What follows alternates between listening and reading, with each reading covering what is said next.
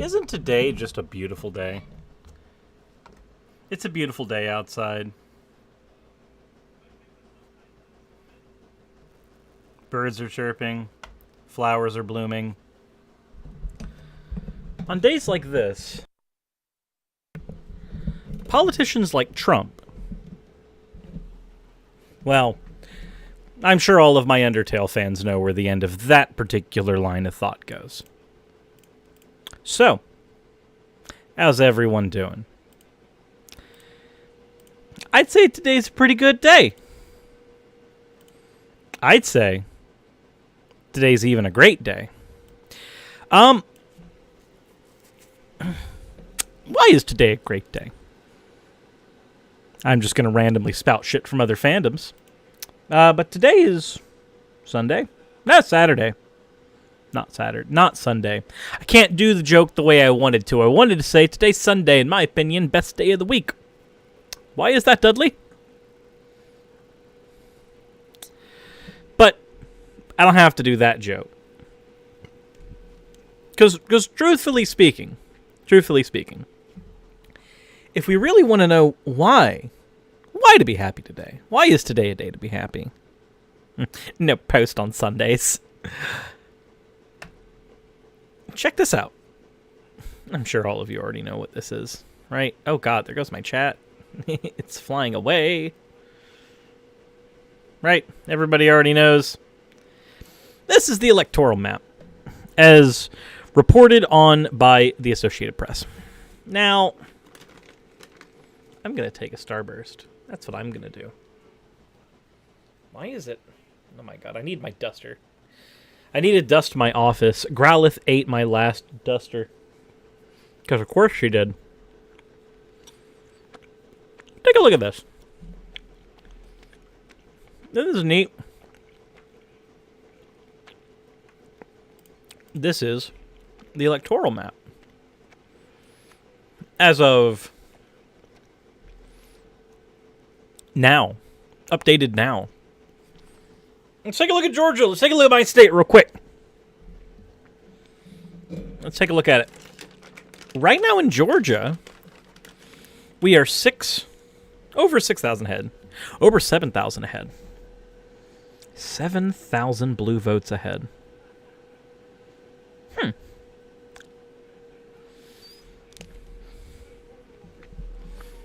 So, let's take a look at the actual people to celebrate right now, because this is just icing on the cake. That's all this is, right? Pennsylvania. Trump loses by 34,000 votes.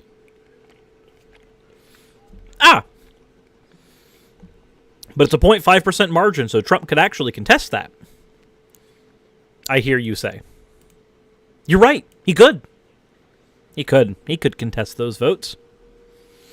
That is indeed a thing he could do. So may I point you to my friend Nevada, where Joe Biden's 2% ahead of Trump. Almost 30,000 votes ahead. With that margin, he can't contest it. Now, all you need is 270 votes to be the winner. 270. Now, this may give you a reason for pause, but truth be told, it doesn't matter. Not here. Not here. Not here. Because right here, if these numbers stay consistent, then all he needs is Nevada. He's got 270. But why do I call this premature? Why is this a premature stream? The leftist pre-cum stream, if you will. Well, gee. I wonder why this would be considered premature. Now, ignoring the fact that it's premature to call victory, let me move that over there. ignoring the fact that it's premature to call victory when we've got so much work to do after this fact, right? We have a shit ton to do after this fact. Ignoring that, ignoring the hill we've got to climb, now it's time for the bad news. Oh no, there's bad news? You're right. There is bad news. A lot of bad news. So,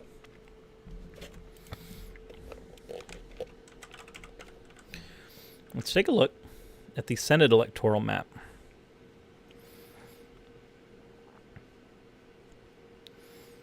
We got a runoff election here in Georgia. But I'm like 90% certain that the Republicans in Georgia are going to get it, meaning we're going to have a majority of people in the Senate. A Republican majority in the Senate.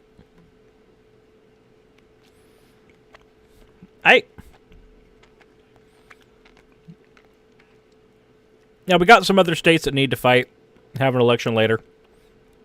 And the fact of the matter is, right now, we need more people in the Senate. Okay? But that's not all. House of Representatives. We're doing well here. The House of Representatives is still blue. But let me lay out a scenario for you. And this is before we even get to the worst part about it. Well, not the worst part. This is before we get to the big part. Stop eating at Sound Sword. Shut the fuck up, Mr. Smelly Bottom. I will eat my Starburst gummies, and I will chew them directly into the microphone. Specifically to upset you. Specifically to upset you. Now, let's take a gander at where... Sir, it's ASMR. Gummy bear ASMR. We'll do it. All right, so let's consider for a moment what likely is going to happen. Can we all agree that very likely Joe Biden's going to be a one-term president? Due to his advanced age, due to the fact that most people weren't really voting for Biden here, they were just voting against Trump. Right? We can all agree with that, right? I'm assuming so. I'm going to put that mic over here. I feel like maybe it's a bit too loud. That should probably be a little better. But Trump said he won bigly. Trump always says he wins bigly. So we don't actually have an enemy to be united against in the coming election. Yet. So let me lay out the very real scenario that even after all this goes down, the GOP uses the Senate to undermine most progressive policies and then uses their media conglomerate in order to undermine everything else, even if we do get policies through that are good, like things like the Affordable Care Act, spinning them in such a way or obstructing them in such a way that the Affordable Care Act is not able to do its job. And any other policies like proposed police reform, the expansion on Medicare, all that stuff. All that stuff ends up being obstructed constantly by the Senate because Mitch McConnell, we still have a few Horcruxes to eliminate before Mitch McConnell can actually be ousted. What does 4 years of that look like to you? It looks like 4 years of confirming Donald Trump's arguments that Joe Biden is a do-nothing president.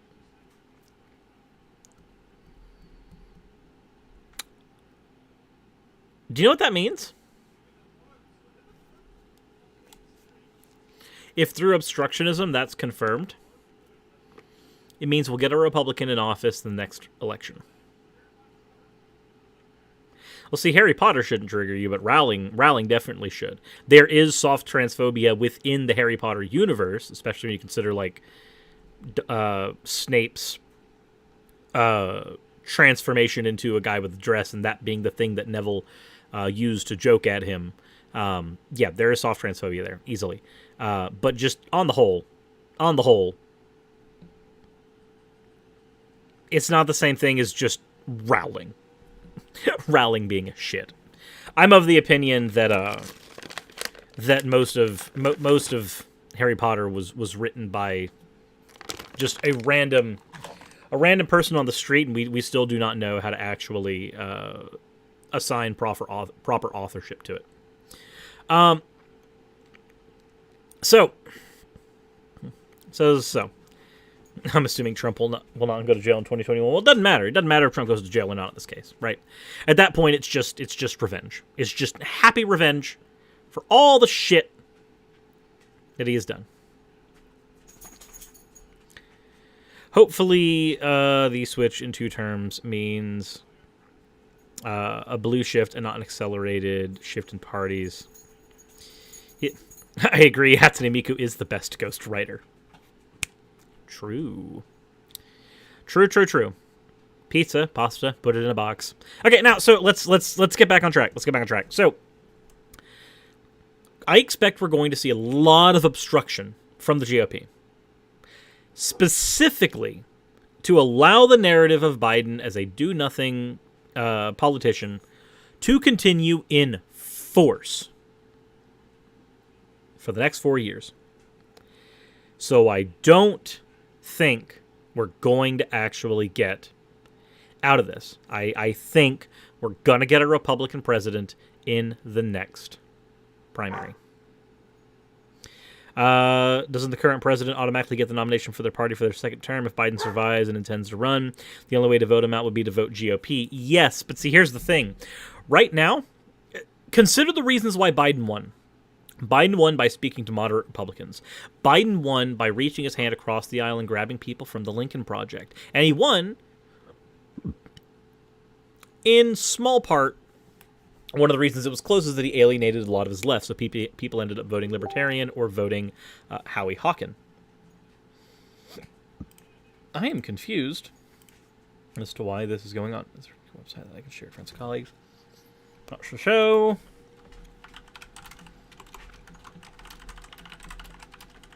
I should probably set that up real quick.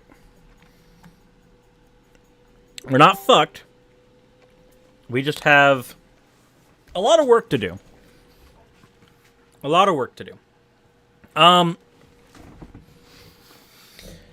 So here's the deal. With all the work we got ahead of us. I'm only going to be doing this stream for maybe at least 2 hours or so, because I'm going to be ending this stream and starting a new one after that fact, because I want to do a bit of a cleanse. But I expect obstructionism. I expect the entire thing, like the entire support around Biden, to crumble. Because, again, most of us weren't supporting Biden because we like Biden. We were supporting Biden because we don't like Trump. Leftists who supported Biden don't like Trump, so they supported Biden. People from the Lincoln Project didn't support Biden because they liked Biden. They supported Biden because they didn't like Trump. Especially if Trump goes to jail and is not put up for their attempt at a second-term election next year or next cycle, then that means that we will end up getting GOP again. And it gets worse than that, because Trump pushed the Overton window of the GOP farther to the right. And by pushing the Overton window of the GOP farther to the right, farther to the side where they were willing to accept things like fascism so long as it had everything but the name, when the next GOP nominee comes up, which might end up being Pence, possibly, when that happens, we have to be ready for the very real possibility of somebody worse than Trump coming in. Because the biggest thing with Trump is that he was incompetent.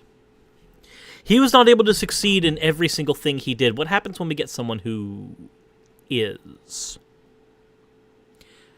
Consider, for the moment, a presidency under a Matt Walsh. Consider, for the moment, a presidency under a Nicholas Fuentes. Just think about that. Just for a little bit. Imagine that scenario. What does that look like? What does that look like to you? Because what it looks like for me is terrifying. We've got to actually, in the next 4 years, not just breathe a sigh of relief, but hunker down and figure out how we're going to deal with the very real possibility that we're going to be having to handle something like that.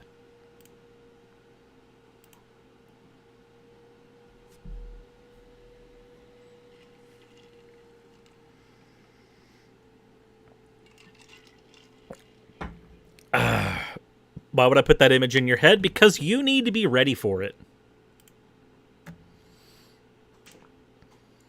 All things considered, you need to be ready for it.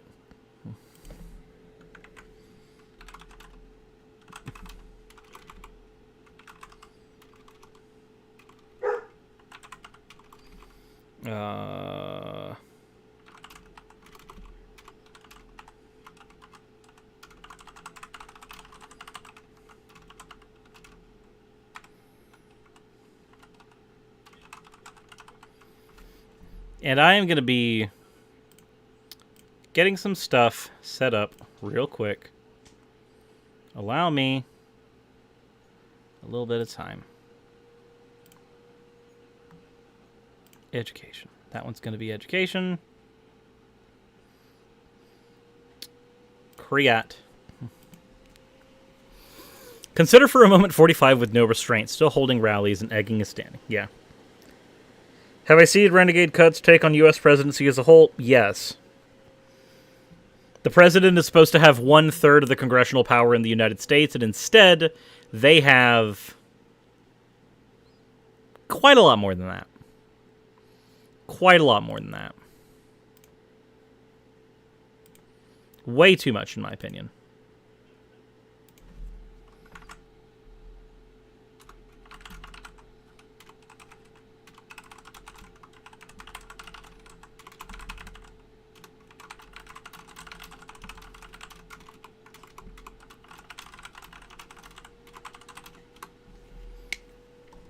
So, now there's another side of this. I hate to engage in not celebration the way that we could. But I hate to point out that there's another side to this. Yeah, Trump can run again in 4 years. There's another side to this we need to consider. And that side's very important. Do you know what a faithless electorate is?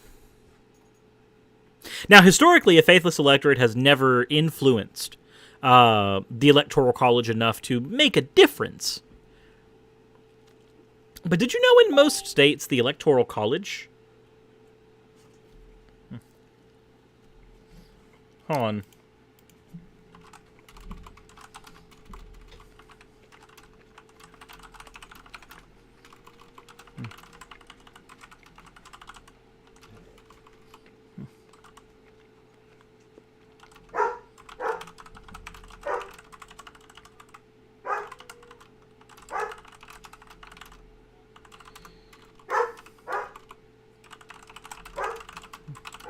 Trying to get everything settled for the conversation later today.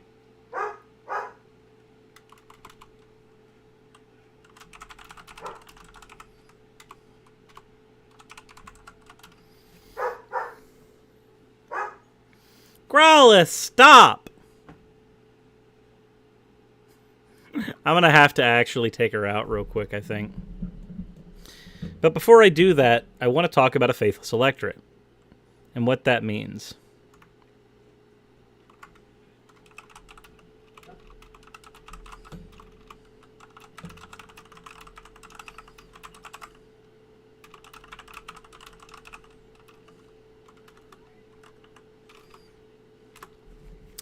It'll be the Electoral College. What? Yeah, the Electoral College does not have to actually elect or go along with the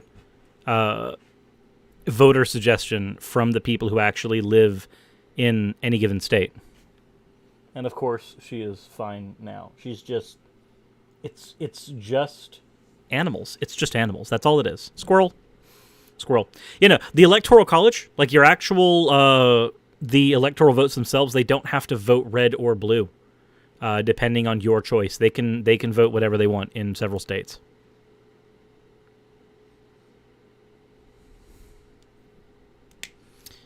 So,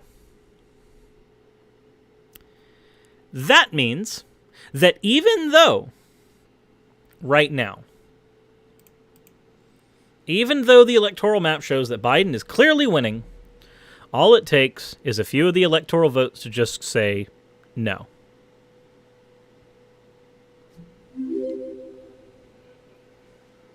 And the ambassador with the $20 says, I've seen the sentiment repeated a lot, but it's worth repeating. This is not celebrating something being over, but something beginning. When midterms come up, any local election, vote. Yeah.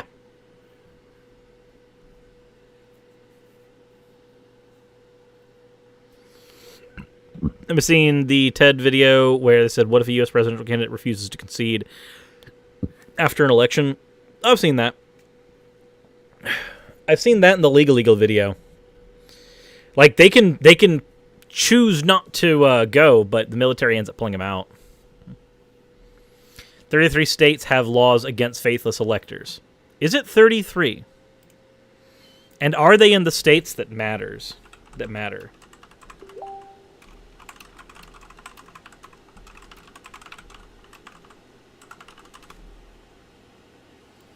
Are they in the ones that matter? Let's take a look. There are 33 states plus the District of Columbia that require electors to vote for a pledged candidate. Most of these states do not provide for any penalty or mechanism to prevent. So 16 of the states that have laws that require that? Here, I'll pull it up. Many of the states that actually have these laws, 16 of them don't provide any penalty or mechanism to prevent the deviant role from happening at all. 5 states provide a penalty of some sort of deviant vote, and 14 states provide the vote to be canceled and the elector replaced. But, that still means that most states are able to just say, fuck it. Like, let's see here. No penalty exists in Florida. No penalty and vote is canceled, but not in Nevada. There's a Uniform Faithful Presidential Electors Act, and in Nevada is one of the areas where that matters. But some of the areas where it doesn't seem to actually matter at all, places like Texas. Texas could vote red and say fuck it, and there's nothing illegal about it. Pennsylvania, right here, which is one of our swing votes as well. Not a single law about binding the electors or the electorate to their votes.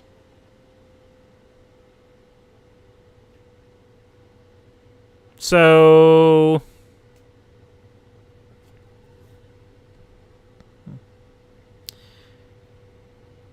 if the electorate in those areas go, I mean, granted, it doesn't matter, because even if Georgia and Pennsylvania, 2 of the areas where Biden's projected to win, don't end up going with their electorate and just end up going red to say fuck it, we still have Nevada, so we still have 270.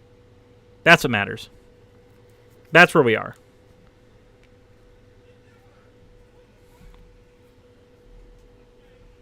Texas was much closer this time around. True, it was. Texas was ridiculously close. Like a 6% margin between the two of those? That's insane.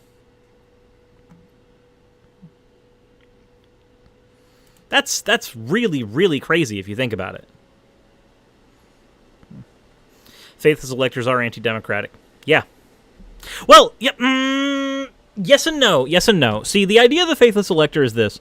In the event that democracy fails, for whatever reason, the faithless electorate is supposed to be able to put in whoever they deem to be the proper president, to save us from things like, say, fascism. Though, the last time we had to deal with faithless electorate, they were voting for Trump in the first place, so I don't think they're going to do that. I don't think they can save us from that when that's what they're designed to do, and yet historically they didn't.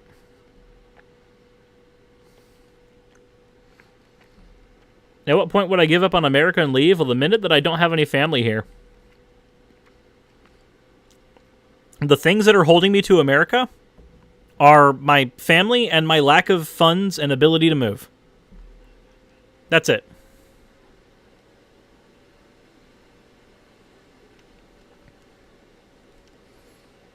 Law still shouldn't exist. Yeah, the faithless electorate shouldn't be allowed to be a thing. We should have a more direct democracy. But we don't, and we won't. We should have things like ranked choice voting, but we don't, and we won't. We should have a lot of things, but we don't and we won't. Where would I go? That's a very good question. Canada looks nice. Canada could be quite an interesting adventure.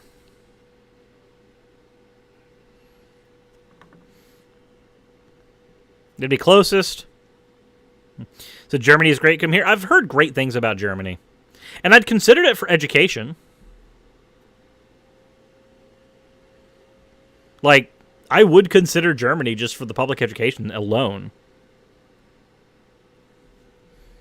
The last time I mentioned going to Germany, though, one of my more conspiratorial friends freaked out and was like, "Don't you know they got a big problem with Muslims coming in?" Okay, sure. Why not? Heard a lot of people are moving to New Zealand. Yeah, New Zealand is functional. I hear that Oregon decriminalized all drugs. Good. It's a good first start. Yeah, the idea of the faithless elector protecting the United States against fascism is a flawed idea of beneficial dictatorship. Yeah, this is like the monarchist that governs for the people. At the end of the day, it's a bit of a myth. It is a bit of a myth. Let me do a thing real quick. I'm going to hop over here, grab... Holy crap, we are at 203. That is more than usual. That is more than usual.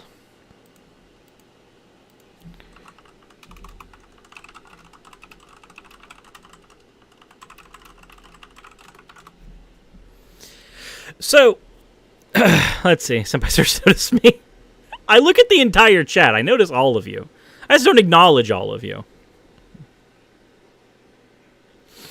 It assumes that the ruler cares about the populace, but why should they when they are not accountable to it? That is kind of the issue.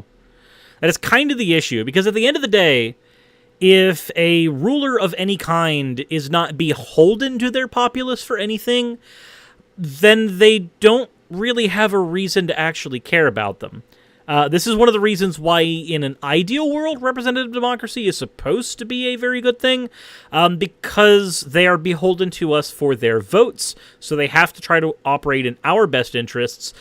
The problem with that, though, and this is kind of a capitalism marketing problem on the whole, is that it's not so much that they have to actually act in our best interests, it's that they really just have to convince us that they're operating in our best interests. Consider Donald Trump. Consider how many things he did to just bumfuck the nation.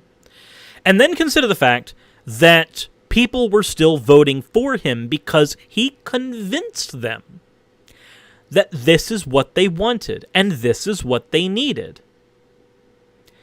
That is not a good sign, but that's how marketing works. Marketing literally tries to convince you that you want something that you might not necessarily need. And it works that way in politics too. So, in the event that a ruler of any kind, whether elected or not, works against the will of the people, but can convince everyone that he's not, then he will be able to maintain power. Just think about everything that you subconsciously have done without realizing the why. Go to a Walmart and get to the final aisle in the store. Your final area, you're going to check out. You're in that last aisle, but you see little bags of chips, little bits of gum, and you weren't planning on buying any of that. You might not even need any of it. You're not even hungry. You don't want a snack, but you end up buying it because that's how marketing works. It convinced you that you needed an impulse buy. And that's a very subconscious thing. That's not even marketing trying to push you in any major direction through a campaign. That's just placement of the merchandise. Consider in that aisle as well where the toys are placed. Go in to the last aisle, go into checkout, and take a look. Phone chargers and batteries will likely be close to eye level. Mints and gum will be at eye level, but as you get to the more sugary candies, they're lower. If you look at the toys, they're lower level. Why is that? Because items that they want you to purchase are going to be at eye level. They're going to be where you're going to see them. So a kid who would be more swayed by sugary candy, a kid who'd be more swayed by toys, is going to see the impulse buy at ideally what their eye level is. And that is just how items are marketed just by their placement in a store. Now consider billions of dollars going into a campaign over the course of several years to convince you that you want an elected official. It works no differently. It is the exact same thing.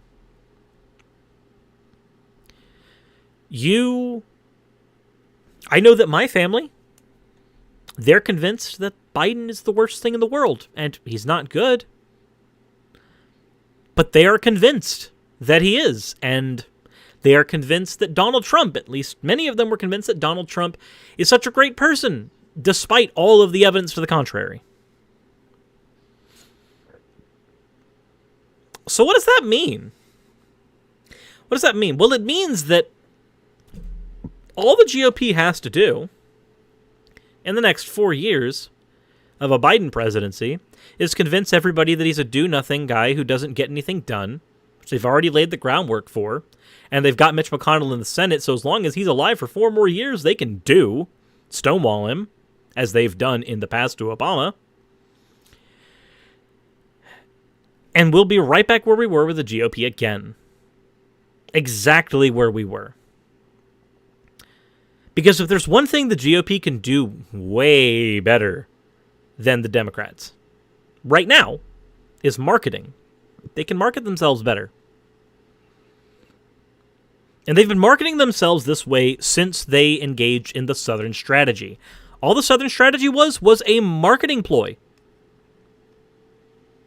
How do you get Republicans to function after the age of the New Deal?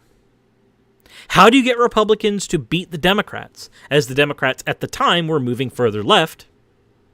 You appeal to the right. Well, how do you appeal to the right? Well, you appeal to their racist and xenophobic tendencies.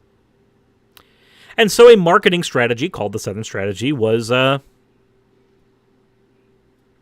way they did it.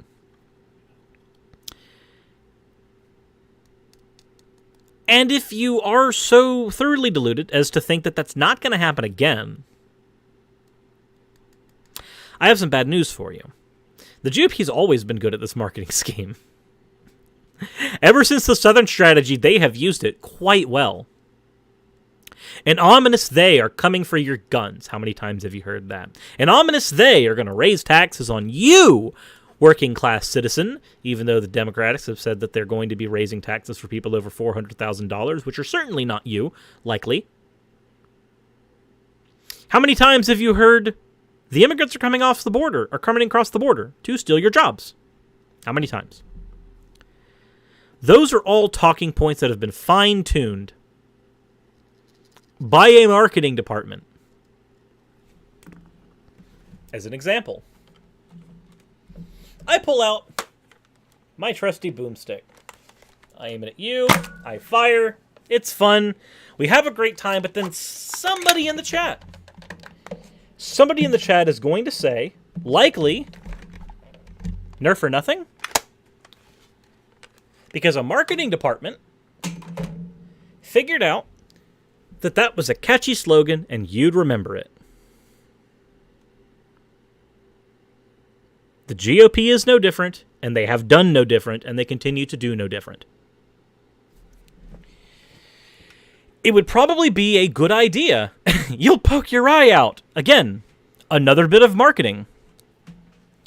Because that one is from A Christmas Story, if memory serves, with the BB gun.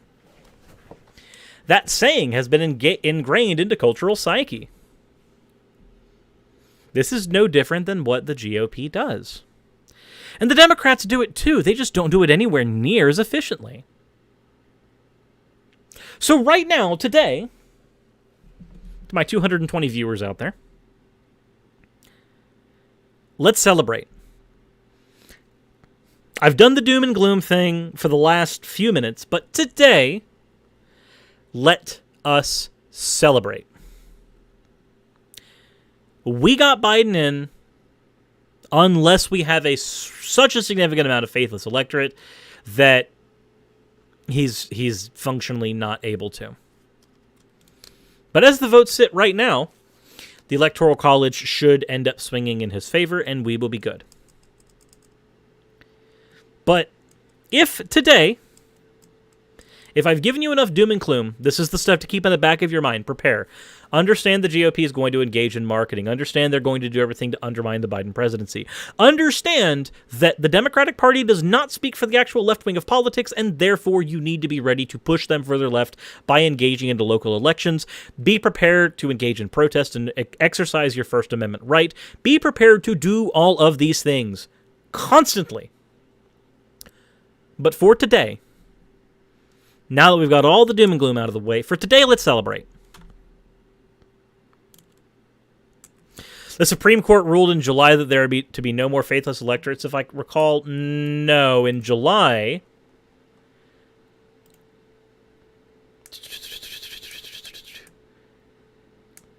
the constitutionality of the faithless electorate state laws that are only governing 33 states, and in those 33 states are only sporadically governing them.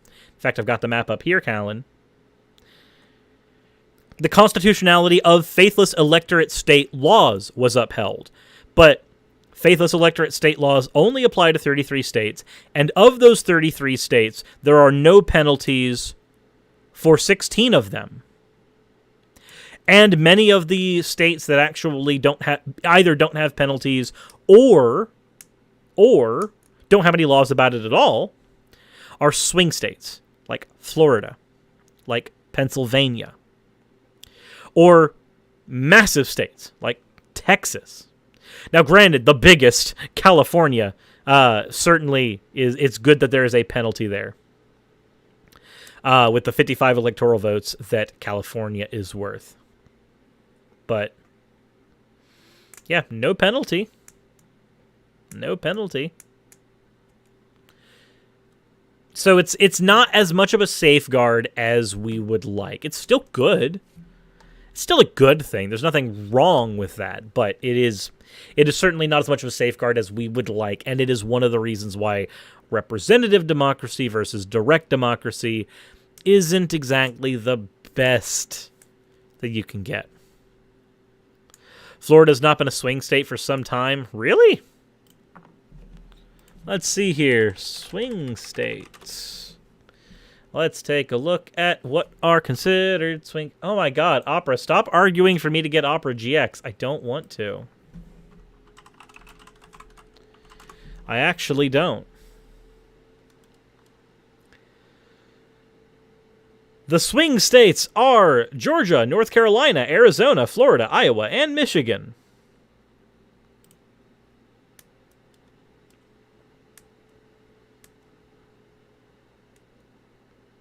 That's what it looks like at the moment. Florida was a swing state that went blue in the 2012 election against Bush. Or not against Bush. What am I doing? In favor of Barack Obama. I'm getting my times mixed up. I'm looking at it right here. Florida very recently has been a swinger. Blue, blue, red, red, red. It bounces back and forth. Yeah, Florida's still definitely a swing state.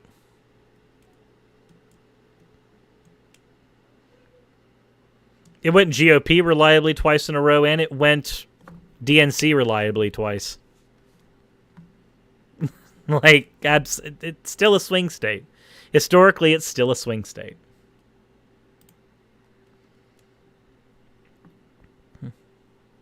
Am I to understand Biden won the election? As far as we know, right now, Biden has won. It's still not called except by the media outlets, but the official call has not been made. There's still the issue of faithless electorate. There's still the issue of recounts. Georgia's going to get a recount. Pennsylvania's going to get a recount because they're both within the 0.5% margin. But at the end of the day, Nevada actually has the Uniform Faithful Presidential Electors Act instated there, which means that in Nevada, the electorate has to operate alongside the votes. So, even if these swing red after a recount, or there are faithless votes here, we still have exactly 270, and it's not the worst thing in the world.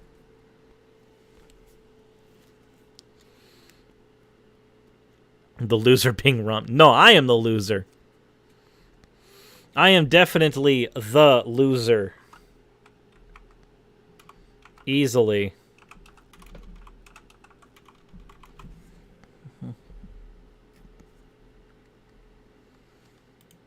Thought it was moving to over 1%. In Georgia, it's 0.5.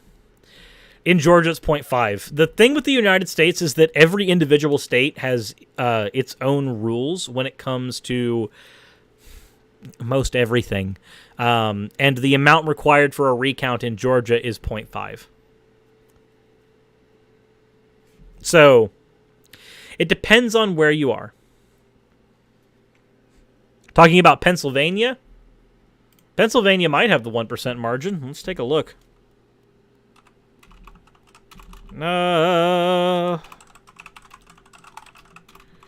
Recount margin.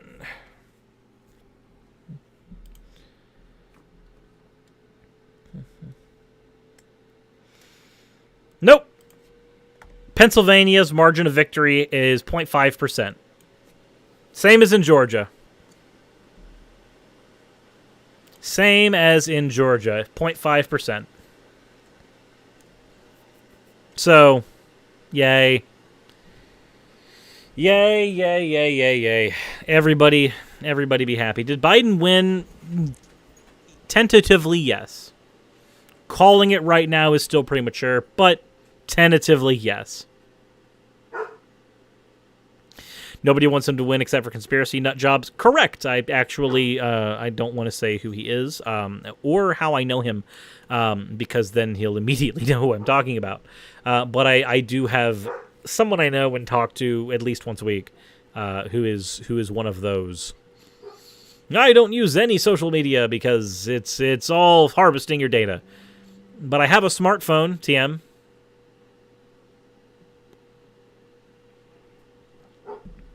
If Trump wins, that's an argument in favor of theism, not going to lie. Because we now have evidence of a miracle. Not a good one, but certainly one. That's a joke, by the way. That's a joke. Is joke out of 10. This is how I feel about that joke. Just, no. No. What is a hammer? This is a hammer.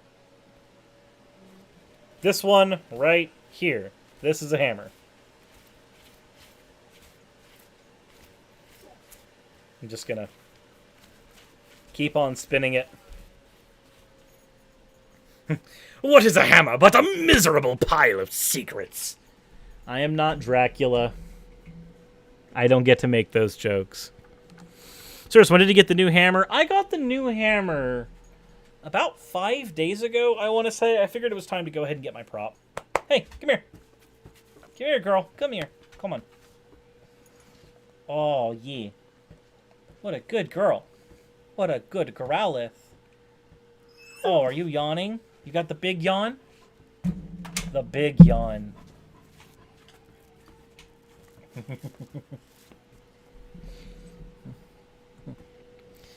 Alright. Come on. Come on up here. Why don't you come all the way up, Growlithe? This is going to be Growlithe stream. This is going to be Growlithe stream for a little bit. Do you want to come up and sit, or are you going to keep your feet planted on me? What's the plan, girl? What's the plan? Growlithe is so cute. She is. Doggo stream is what I show up for.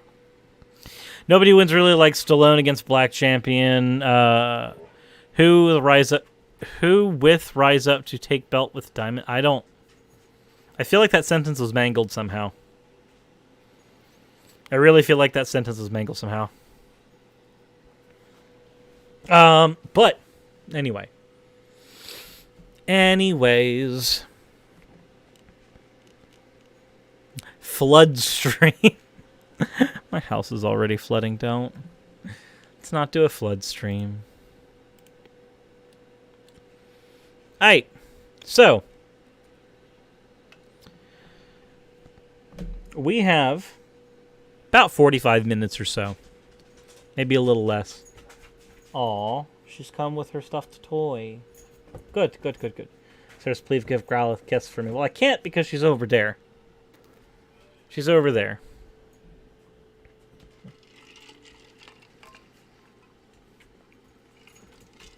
Is somebody trying to argue that Catholics aren't Christians? That's an awkward statement. Stuffed toy is not real Cirrus. Real Cirrus is right there. Real Cirrus is right there. Still there.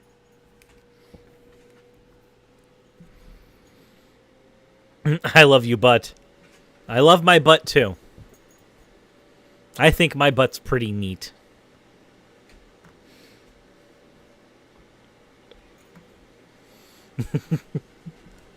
Hear that argument from time to time. Zweihander is better than Hammer. So, if we're talking about in a war application sense, a Zweihander and a Hammer serve two very different purposes. A Zweihander is more for cleaving people off of horses, and a Hammer is more for bashing in plate armor. A Zweihander can kind of do that too, but it's a little harder for it to do. They're two purpose-made tools that have different purposes. I don't know if I'd necessarily say one is better than the other.